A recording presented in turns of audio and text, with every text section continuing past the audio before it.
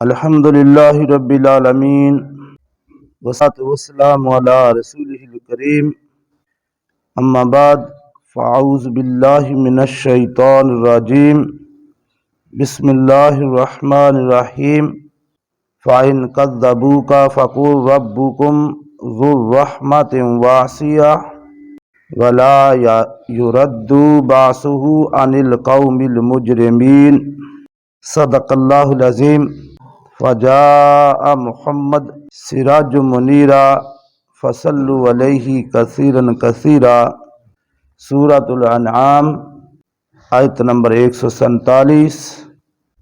ارشاد باری تعالیٰ ہے فَإِنْ كَذَّبُوكَ اگر یہ لوگ تمہاری تکذیب کریں، تمہیں جھٹلا دیں، فَقُلْ رَبُّكُمْ ذُو رَحْمَةٍ وَاسِعَةٍ تو پھر آپ ان کو فرما دیجئے کہ میرا پروردگار رحمت والا، وسیع رحمت والا ہے۔ وَلَا يُرَدُّ بَأْسُهُ عَنِ الْقَوْمِ الْمُجْرِمِينَ اور نہیں یرد ٹلنے والا، رد کیا جاتا، بَأْسُهُ اس کا عذاب، عن القوم المجرمین مجرم قوم سے، مطلب یہ کہ اس کا عذاب گناہگار یا مجرم قوم سے نہیں ٹلے گا، آ کر رہے گا۔ اگر اس کو سیاق و سباق کے حوالے سے دیکھا جائے، پچھلے حوالے سے دیکھا جائے تو پچھلی آیت میں چونکہ یہودیوں کا تذکرہ ہوا، اور اکثر مفسرین جو ہیں وہ یہاں سے مراد یہی لیتے ہیں کہ یہ بھی خطاب یہودیوں کو ہے، لیکن مفسرین کی ایک جماعت یہ کہتی ہے کہ یہودیوں کے علاوہ جتنے بھی دوسرے لوگ تکذیب کرنے والے ہیں، آپ صلی اللہ علیہ وسلم کو جھٹلانے والے ہیں، وہ سب بھی اس میں شامل ہیں۔ اور یہی بات زیادہ قرینِ قیاس ہے کہ جتنے لوگ بھی جھٹلانے والے ہیں، خواہ وہ مشرکین ہیں، خواہ وہ یہودی ہیں، خواہ وہ نصارہ ہیں، کوئی بھی ہے، جنہوں نے بھی آپ صلی اللہ علیہ وسلم کو جھٹلایا یا آپ کے دین کو جھٹلایا، وہ سب یہاں مراد ہیں۔ مشرکین مکہ بھی مسئلے پوچھنے کے لیے یہودیوں کے پاس جاتے تھے، کیونکہ یہ زیادہ پڑھے لکھے تھے،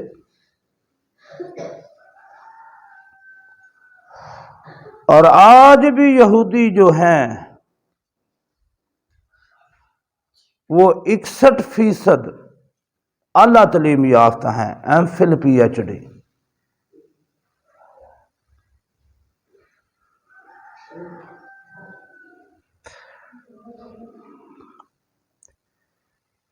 اور یہودیوں کے جو پڑھے لکھے دین کا علم رکھنے والے لوگ ہیں، وہ آج بھی جانتے ہیں کہ محمد رسول اللہ صلی اللہ علیہ وسلم سچے نبی ہیں،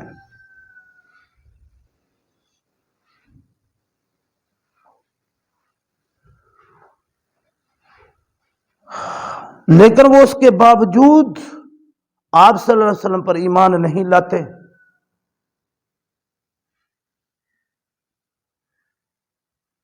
لیکن آپ کی باتوں پر عمل کرتے ہیں، جیسے کہ میں نے کل بھی عرض کیا، اسرائیل کی یہودی ریاست کی سب سے پہلی وزیر اعظم جو تھی، امریکی ایک بہت بڑا تاجر تھا اسلحے کا، اس کے ساتھ اس کا بات چل رہی تھی، وہ ادھر اسرائیل میں آیا، لیکن جب وہ یہاں پہنچا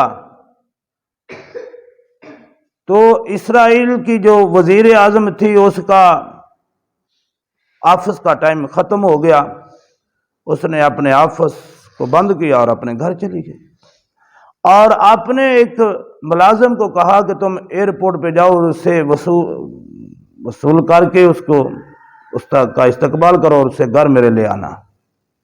جب وہ اس کے گھر پہنچا، اس نے خود ہی ایک پلاسٹک کی کرسی اور اپنے لیے ایک اس کے لیے رکھی اور ایک ٹیبل پلاسٹک کا اور 2 کپ چائے، بس خود ہی بنائی خود ہی لے کر آئی۔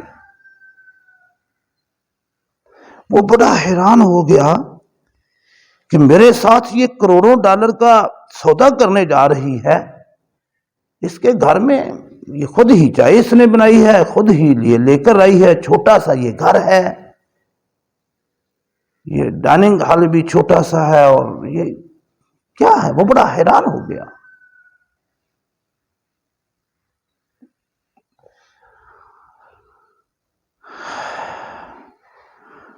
بہرحال اس نے کہا کہ دیکھیں میرے آفس کا ٹائم ختم ہو گیا تھا، میں وہاں آپ کا انتظار نہیں کر سکتی تھی، میں وہاں کی لائٹیں اور وہاں کی بجلی اور وہاں کی چیزیں استعمال کرنا غلط سمجھتی ہوں۔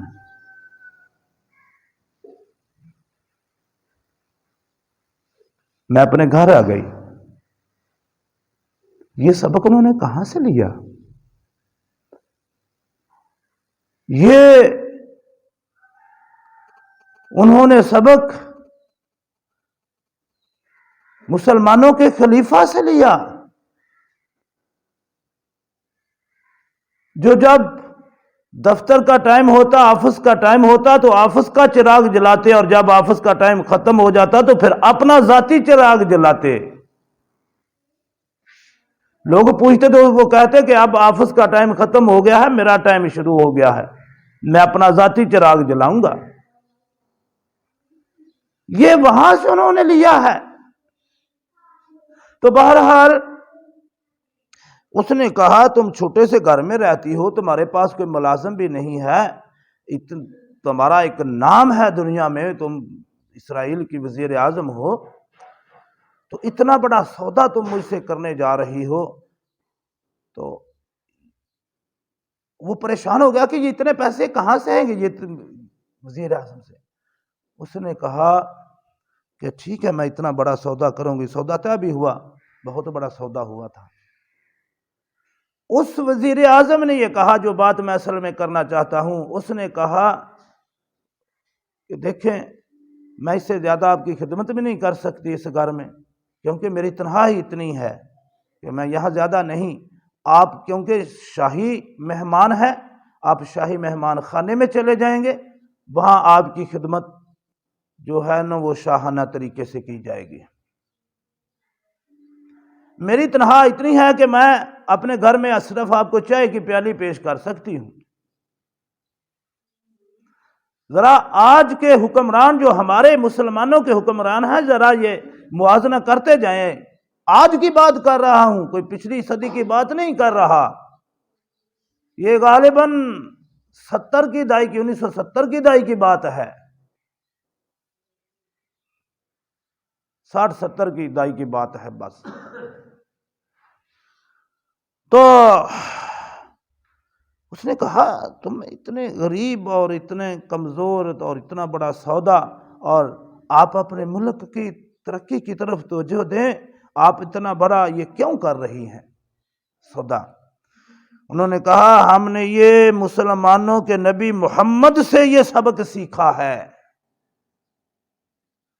کہ ان کے گھر میں 3-3 دن اور 4-4 5-5 دن اور ہفتہ چولہا نہیں جلتا تھا، لیکن تلواریں 3-3 4-4 7-7 ان کی دیوار کے ساتھ لٹکی ہوتی تھی۔ یعنی اصلی جو اسلحہ ہے، جو جنگی ساز و سامان ہے، وہ اتنا تھا کہ 7-7 تلواریں 5-5 تلواریں ان کی دیوار کے ساتھ لٹکی ہوتی تھیں، لیکن غربت کی حالت یہ تھی کہ ہفتہ چولہا نہیں جلتا تھا، پکانے کے لیے کچھ نہیں ہوتا تھا۔ تو ہم نے یہ درس جو ہے، یہ جو علم ہے، یہ مسلمانوں کے نبی محمد صلی اللہ علیہ وسلم سے لیا ہے۔ آج بھی وہ مانتے ہیں۔ آج لوگ کہتے ہیں نا کہ وہ آگے نکل گئے ہیں، وہ کیسے آگے نکلے ہیں؟ انہوں نے ہمارے نبی کے طریقوں کو، ہمارے نبی نے جو علم دیا، ہمیں جو باتیں بتائیں، ان پر انہوں نے عمل کیا ہے۔ ہم نے وہ ساری چیزیں چھوڑ دی ہیں۔ لیکن اس کے باوجود وہ آج بھی جانتے ہیں. میرا کہنے کا مطلب یہ ہے کہ آج بھی جو یہودی پڑھے لکھے یہودی سمجھدار دین کا علم رکھنے والے وہ آج بھی جانتے ہیں کہ محمد رسول اللہ اللہ کے رسول ہیں، لیکن وہ ہٹ درمی کی وجہ سے نہیں مانتے. اس وقت بھی نہیں مانتے تھے کہ یہ بنی اسماعیل سے آگے ہیں، ہم ان کو نہیں مانیں گے، ساری عمر اس کی مخالفت کریں گے، اور یہی وہ ان کا طریقہ چلا آ رہا ہے. اس وقت بھی جب وہ جٹلاتے تھے آپ صلی اللہ علیہ وسلم کو، بڑا ناگوار گزرتا تھا، تو اللہ نے تسلی دی کہ اے میرے حبیب صلی اللہ علیہ وسلم، اگر یہ تمہیں جھٹلائیں، یہود بھی مراد، مشرکین بھی، نصارہ بھی، سارے مراد ہیں، لیکن اولین جو مراد ہیں وہ یہودی ہیں، کیونکہ پچھلی آیت میں سیاق و سباق کے حوالے سے یہودی جہاں زیادہ پہلے درجے پہ یہودی مخاطب ہیں. تو فرمایا اگر وہ تمہیں جھٹلائیں تو انہیں کہہ دو میرا رب جو ہے وہ اس کی رحمت بڑی وسیع ہے، تم اس کی رحمت کو روک نہیں سکتے. اصل میں ان کا مقصد تو یہ تھا نا کہ محمد کے صلی اللہ علیہ وسلم کے دین کو روکا جائے. محمد صلی اللہ علیہ وسلم کے دین کو روکنے سے مراد یہ تھی کہ اللہ کی رحمت کو روکا جائے. تو اللہ نے فرمایا ان کو بتا دو کہ میری رحمت بڑی وسیع ہے، وہ پھیل کے رہے، پھیلی ہوئی ہے، اسے تم روک نہیں سکتے، اسے تم کم نہیں کر سکتے، اس کی رحمت بڑی وسیع ہے، اسے نہیں تم روک سکتے. اور یاد رکھنا تم اگر جھٹلاؤ گے، تم نہیں مانو گے، تو پھر اس کا انجام کیا ہوگا؟ وَلَا يُرَدُّ بَأْسُهُ، اللہ کا عذاب ٹلنے والا نہیں ہے. اللہ کی عذاب کی لپیٹ میں تم آ جاؤ گے. اگر نہیں مانو گے، جھٹلاؤ گے اللہ کے دین کو، اللہ کے رسول صلی اللہ علیہ وآلہ وسلم کو جھٹلاؤ گے، تو پھر تم اللہ کے عذاب کی لپیٹ میں آ جاؤ گے، اور وہ عذاب جو ہے وہ ٹلنے والا نہیں ہے. عن القوم المجرمین، جتنے بھی مجرم ہیں. اللہ نے یہاں یہ نہیں فرمایا یہود، یہ نہیں فرمایا نصارہ، یہ نہیں فرمایا مشرکین، اللہ نے فرمایا مجرمین، جو مجرم ہیں. جو بھی مجرم بنے گا وہ اللہ کی عذاب کی لپیٹ میں آئے گا. مجرم کون ہوا؟ جو اللہ اور اللہ کے رسول کے دین کو جھٹلائے گا، چھوڑے گا تو پھر بھی ذلیل ہوگا، دنیا میں تو ذلیل ہوگا. ہم یہ ساری آیتیں یہود کی طرف، مشرکین کی طرف فٹ کر دیتے ہیں اور خود اپنے بڑا پاک صاحب بن کے بیٹھ جاتے ہیں. اللہ کے الفاظ پر کبھی غور تو کرو. اللہ نے مجرمین کا لفظ فرما کے اس کی وسعت کو برقرار رکھا کہ جو بھی مجرم کی لسٹ میں آئے گا وہ اللہ کی عذاب میں آئے گا. خوش فہمی میں نہ رہیے. کیا یہ ہمارا کم جرم ہے کہ ہم نے اللہ اور اللہ کے رسول کے دین کو چھوڑا ہوا ہے؟ یہ ہمارا کام تھا کہ ہم اس دین کو لے کر اٹھتے، دنیا پہ خلافت کو قائم کرتے، دنیا کو سیدھا راستہ دکھاتے. آج ہم خود اس سیدھے راستے کو چھوڑ گئے ہیں، دنیا کو کیا دکھائیں گے؟ کیا یہ ہم مجرموں کی لسٹ میں نہ آ جائیں گے؟ ہم بچ جائیں گے؟ تو جب سے ہم نے یہ چھوڑا ہے، دیکھیں ہمارا حال کیا ہوا ہے.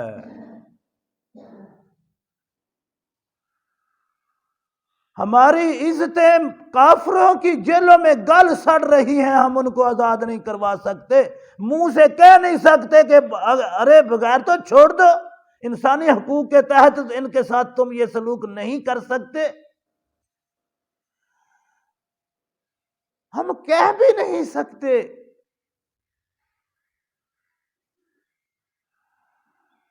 یہ ہمارا حال ہو گیا ہے. اس مقام پہ ہم پہنچ گئے ہیں، اس ذلت کی زندگی کے اس درجے کو ہم پہنچ گئے ہیں.